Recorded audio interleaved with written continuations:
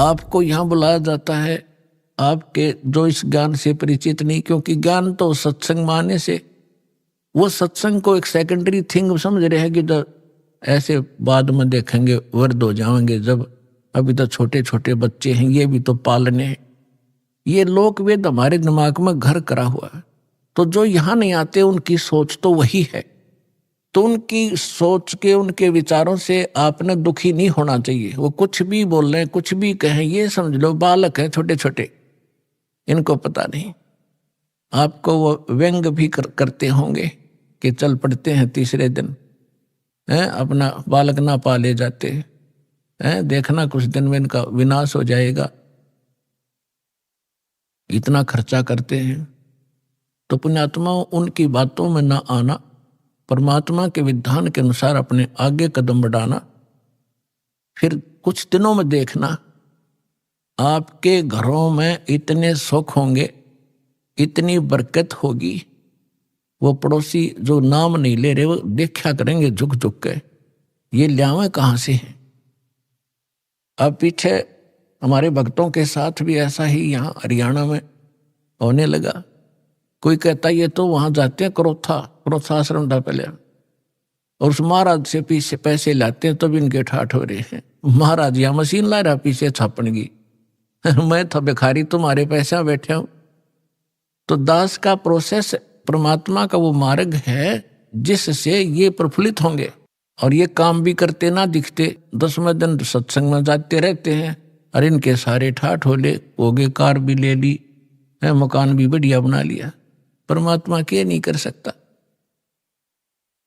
अपने आत्मा विचार करना, अपना भगवान इतने सुना था, देखा नहीं था, और भगवान के गुण आपने सुने थे, प्राप्त नहीं हुए थे। आपको यहाँ कदम कदम पर महसूस होगा यहाँ भगवान है, परमात्मा ये काम करया करे, रात होने लग रहे हैं आपके घरों पर। तो आप जी को यहाँ बुला के आपको यहां अमृत पिलाया जाता है, आपकी आत्मा को स्वस्थ बनाया जाता है।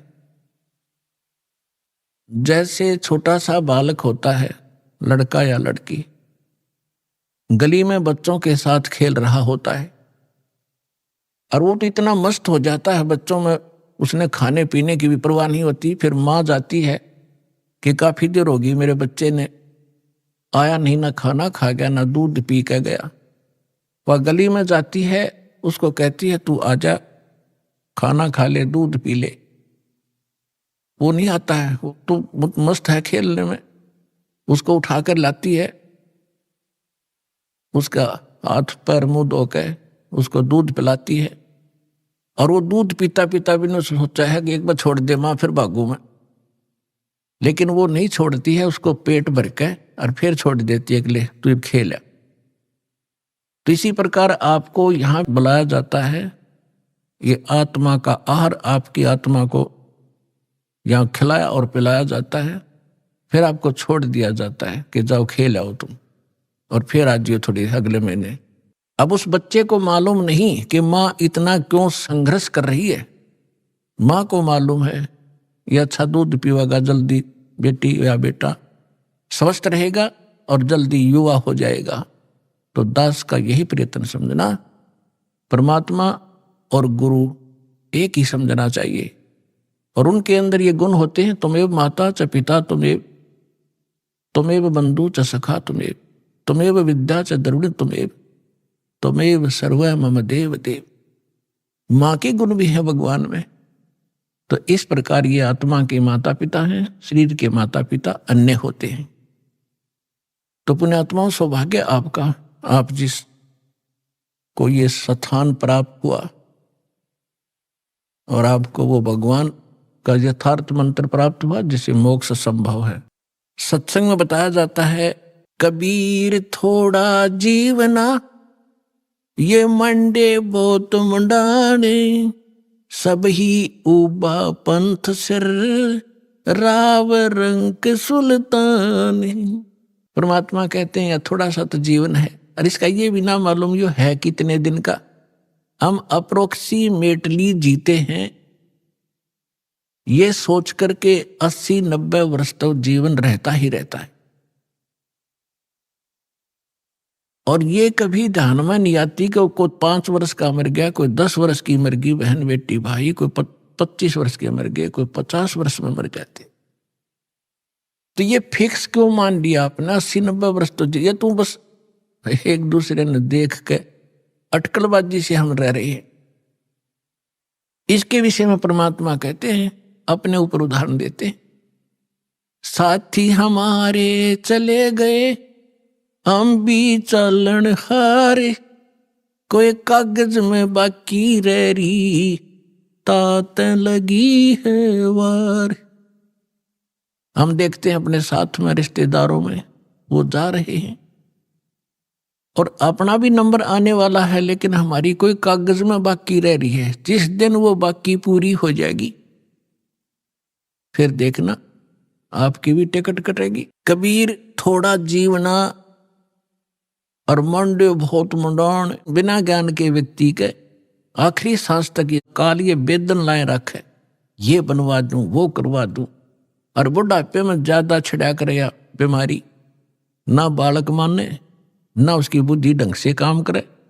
बच्चों के बीच में बेमतलब वृद्ध आदमी टांग अड़ाए रखा करे, नो कर लो, नाश करोगे तुम, फलाना ऐसे कर दिया। अब उस समय में जब बच्चे सियाने हो जाते हैं वो अपनी सूझबूझ से बहुत अच्छा ही करते हैं, और होना उनका वही है जो उनकी किस्मत में लिखा है। तो उससे परमात्मा कहते हैं कि रहना थोड़े से दिन है, और ना जाने कहां तक कि तू एस्टिमेट लगाए बैठे है, ये कर दूंगा वो कर दूंगा, कोठी बना दूंगा, 2 प्लाट ले लेता हूं। परमात्मा कहते हैं ये बिना ज्ञान के डले ढोरे हो तुम, 1 मिनट का भरोसा नहीं, और मुकदमे कर रहा जमीन पे। कौरव पांडव लड़का मर गए इसी पृथ्वी पे, या यही रहेगी, और वो सत्यानाश करवाएंगे। इन्हीं एकड़ जमीनों पर, इन किलों पर जो आज आप कब्जा करे बैठे हो, अरबों खरबों प्राणी मर गए इनको अपना मान के। काया तेरी है नहीं, ये माया कहां से हो, चरण कमल में ध्यान रखो भाई, इन दोनों को खो। ना काया तेरी, माया कहां से होगी जिसको ठीक है चिपका बैठा। उसके लिए परमात्मा कहते हैं भगवान के चरणों का चिपका रहे, भक्ति करता रहे, और जब तक यहां रहे इसको समझ ले एक रेस्टोरेंट है, और जैसा भी रेस्टोरेंट तुझे तेरे भाग में मिला है उसमें सब्र कर, संतोष कर, अपना टाइम पास कर। जो उद्देश्य लेकर तू उस रेस्टोरेंट यानी धर्मशाला में कोई कमरा बुक करा कर रह रहा है, उसका उद्देश्य क्या था, वो उद्देश्य यहां बताया जाता है। ये तन सराय धर्मशाला है, ये तन सराय में जीव मुसाफिर करता रहे दिमाग रे, रात बसेरा कर ले डेरा, चले सुबेरा त्याग रे। इस संसार रूपी शहर में और इस शरीर रूपी एक धर्मशाला आपको ये कमरा मिला हुआ है। ये किस लिए लिया आपने? आप यहां कोई व्यवसाय करने आए थे। राम नाम निज सार है, राम नाम निज मूल, राम नाम सौदा करो, राम नाम ना भूल। हम ये सौदा करने आए थे राम नाम का, और वो हम भूल गए इस सराय में और बकवाद करने लग गए। कोठी बना लूं, बंगला बना लूं, घुट्टी ला लूं, डीजे बजा लूं।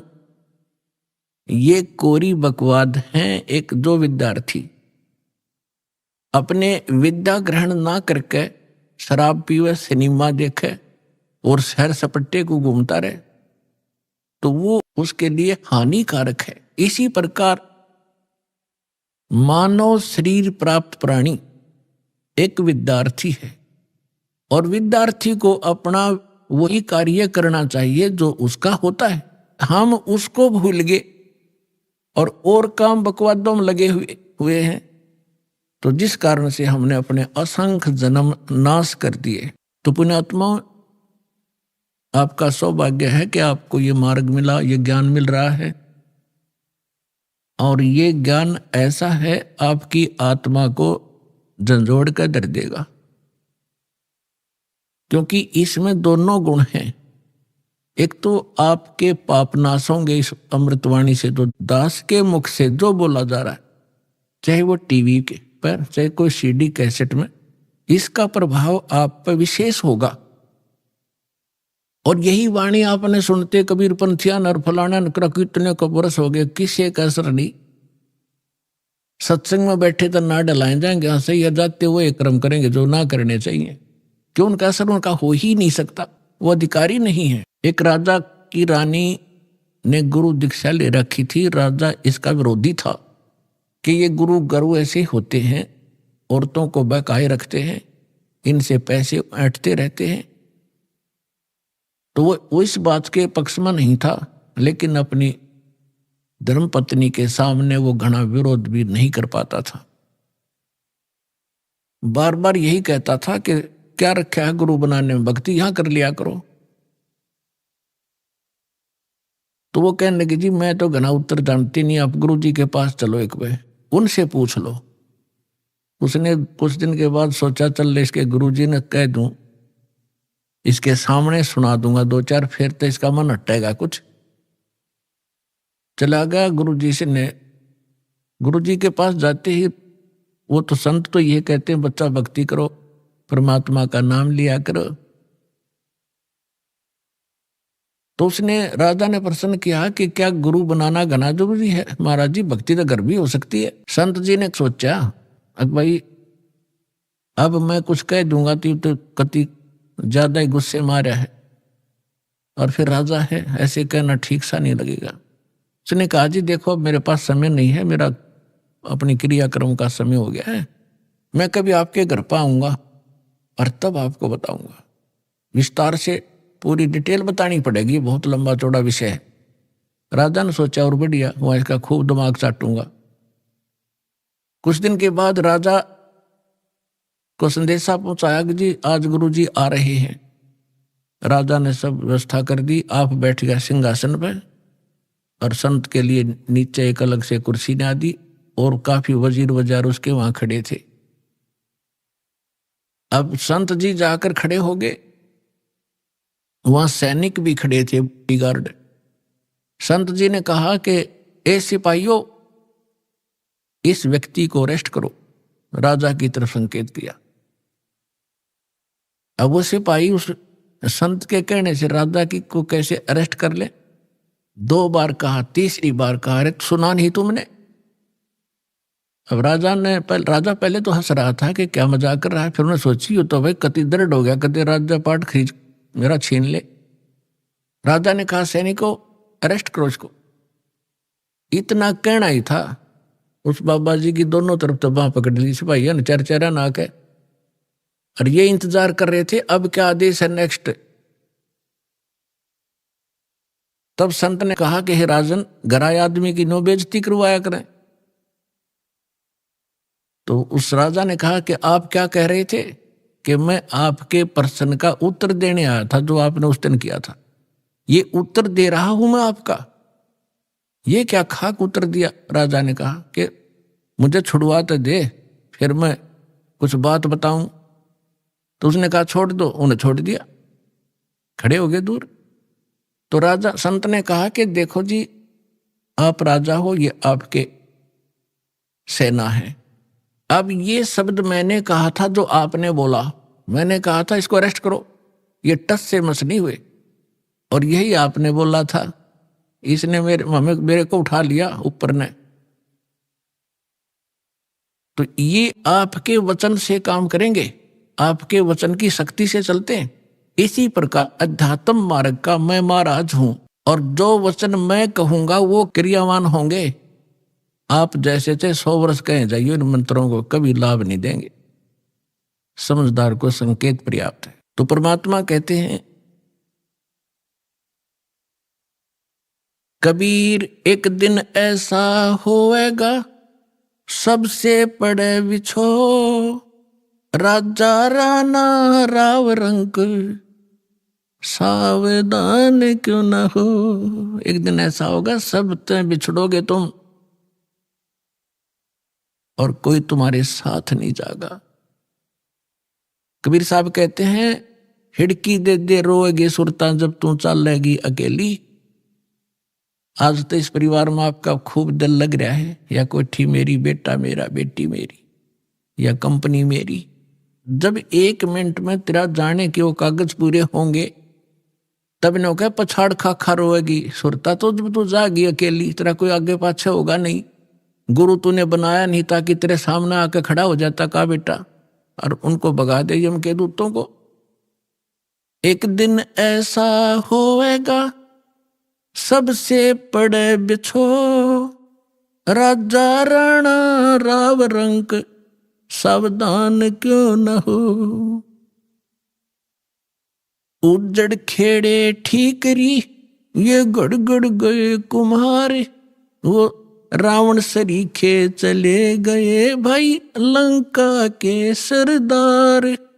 ऊंचा दिखे धौलरा और मंडी चित्ती पोले, एक हरि के नाम बिना यू काल मारे रा रोले। ओए होए होए, एक एक शब्द मालिक का विचार करियो पुण्यात्माओं। कहते थे ना, बहुत ऊंचे महल दिखाई दे हैं 2-2 3-3 मंजिल के, और खूब उसके ऊपर चित्रकारी और चिप्स लगा रखी हैं। एक परमात्मा की भक्ति बिना यू काल त्री रोल मार रहा है, तना मूर्ख बना रहा है। 1 सेकंड में मृत्यु हो जाएगी, और फिर गधा बन के घूम रहा होगा, कुमार तरह लठ मार रहा होगा। तो परमात्मा ये बताना चाहते हैं कि जितना तू जानता है इतना ही नहीं, इससे आगे भी कुछ है।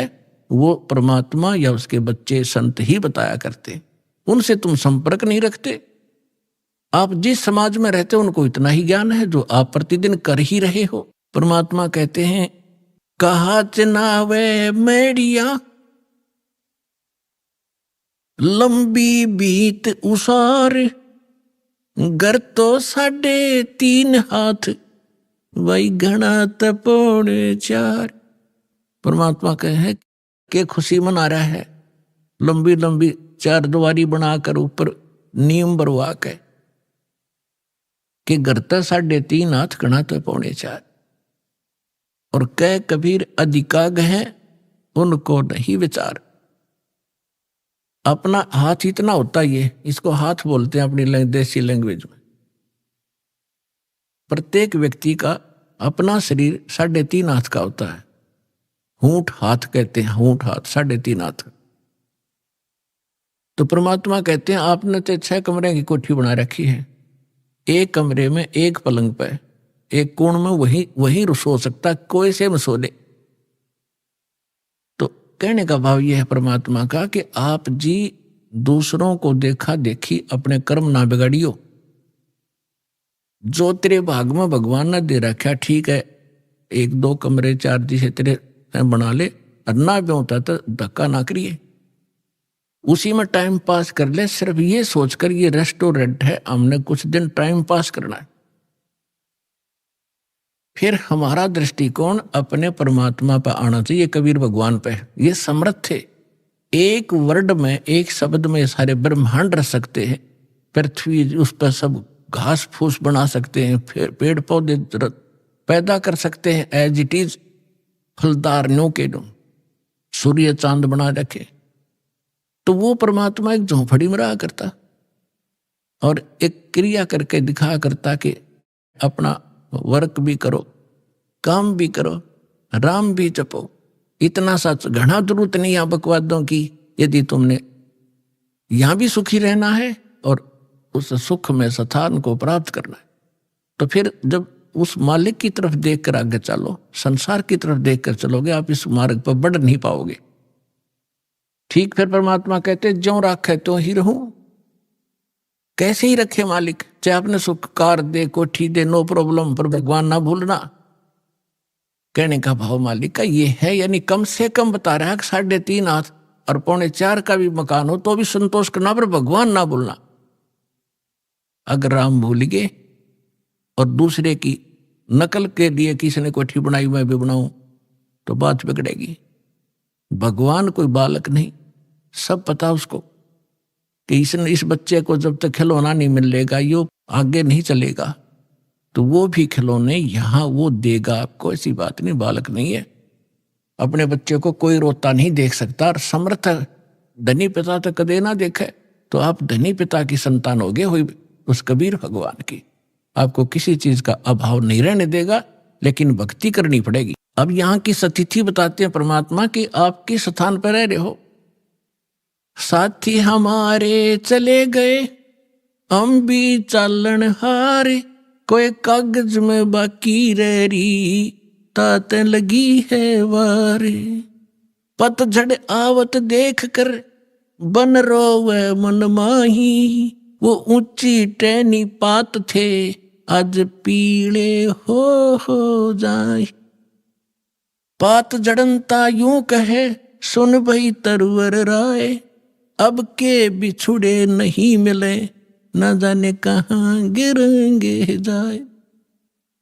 तरवर कहता पात से सुनो पात एक बात, यहाँ की यह रीति है एक आवत एक जात। परमात्मा एक उदाहरण दे रहे हमारे लिए, क्या बता रहे हैं कि जैसे संसार रूपी वन में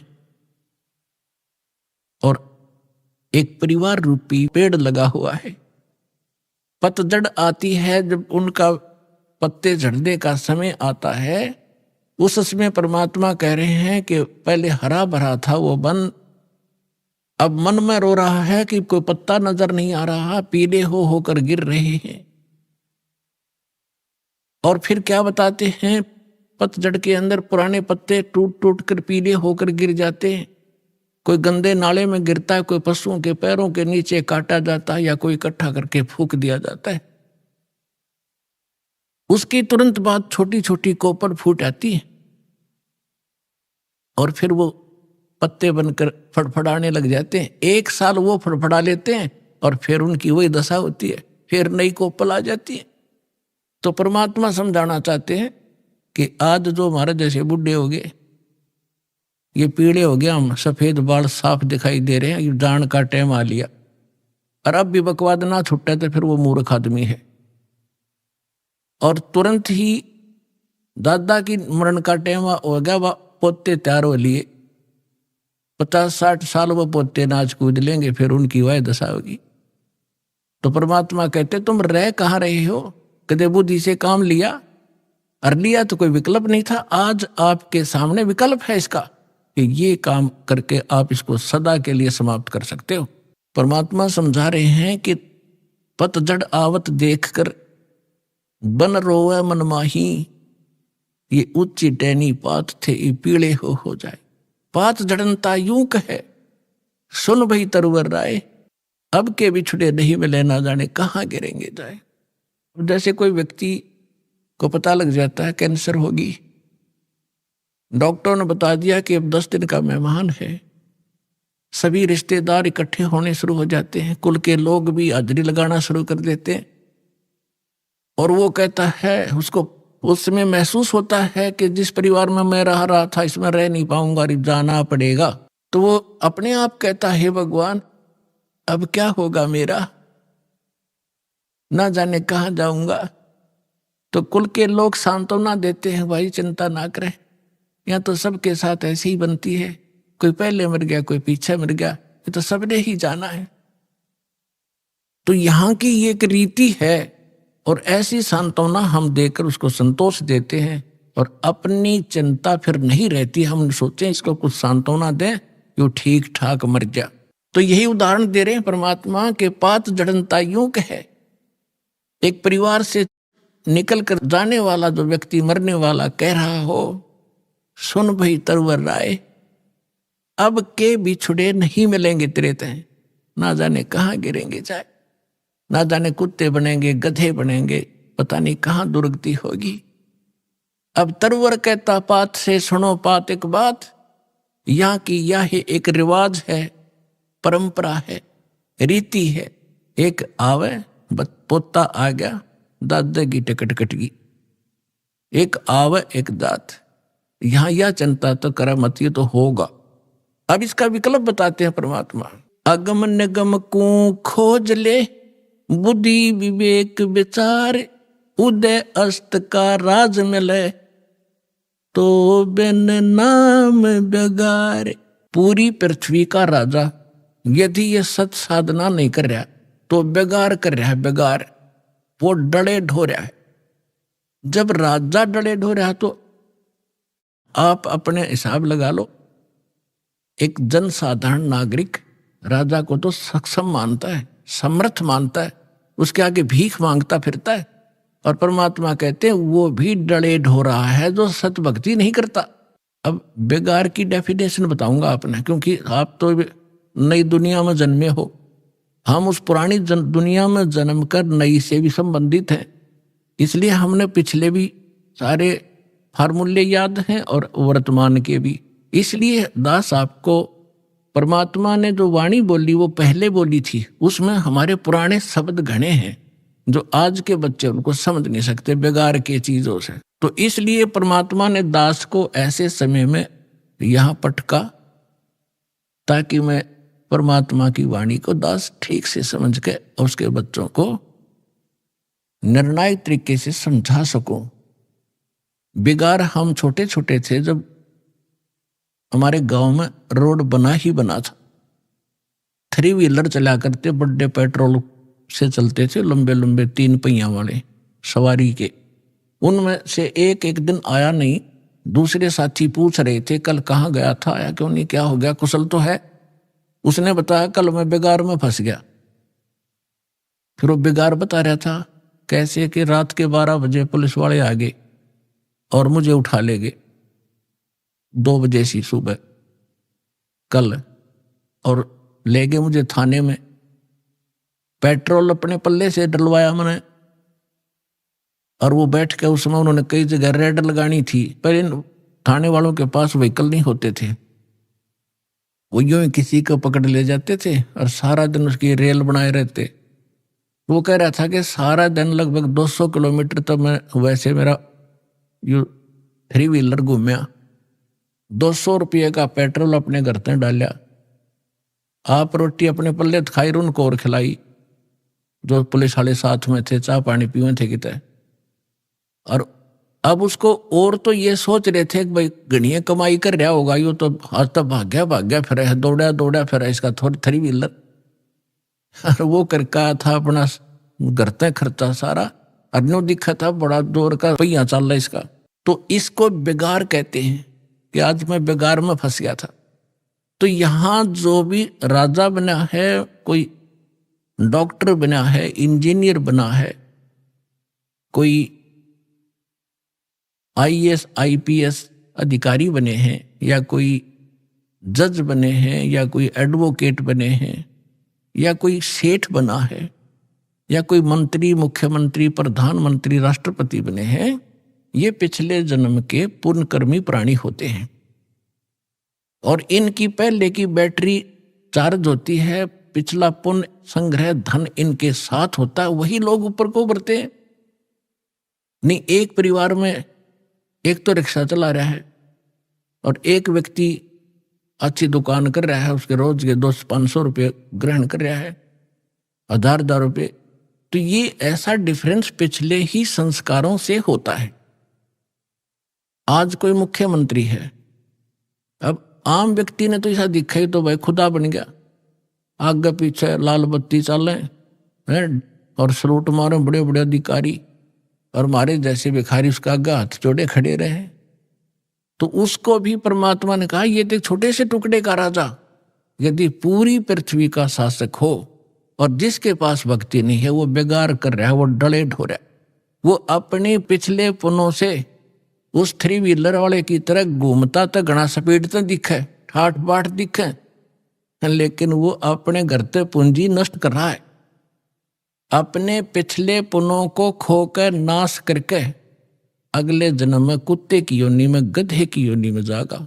इसलिए परमात्मा कहते हैं अगम निगम को खोज ले, बुद्धि विवेक विचार, उदय अस्त का राज मिले, तो बिन नाम बेगार। पृथ्वीपति चकवे गए जिनके चक्र चलंत, रावण सरीखे कौन गिने, अस गए अनंत। बिन उपदेश अचंभ है, ये क्यों जीवत हैं प्राण। भक्ति बिना कहाँ ठोर है, ये नर नाही पाषाण। हे भगवान, इस आत्मा के ऊपर कितना जामा बैठ गया, कैसा हमारे अंदर इतना कठोरपन आ गया, इतनी जबरदस्त चोट मारी दाता ने। इसको जगाने के लिए तू कहाँ बैठा है, तू कर क्या रहा, तने करना क्या चाहिए था।